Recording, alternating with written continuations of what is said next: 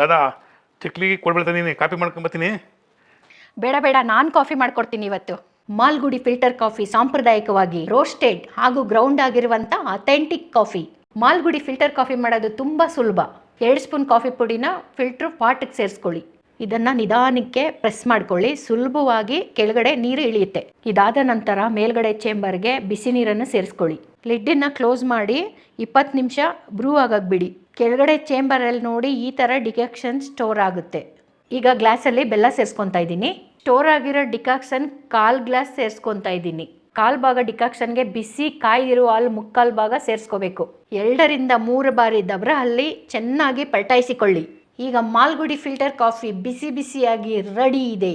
ತಗೋ ನಿನಗೆ ಅಂತ ಮಾಲ್ಗುಡಿ ಫಿಲ್ಟರ್ ಕಾಫಿ ಮಾಡ್ಕೊಬಂದಿದ್ದೀನಿ.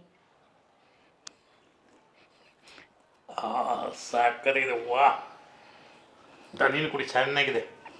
ಕುಡಿ, ಟೇಸ್ಟ್ ನೋಡು ಹೇಗಿದೆ. ಸಾಕಾಗಿದೆ. ವಾ ವಾ ವಾ ಸೂಪರ್ ಇದೆ. ವಾವ್ ವಾವ್ ವಾವ್ ವಾವ್, ಸಖತ್ತಾಗಿದೆ. ಸೂಪರಾಗಿದೆಯಲ್ಲ.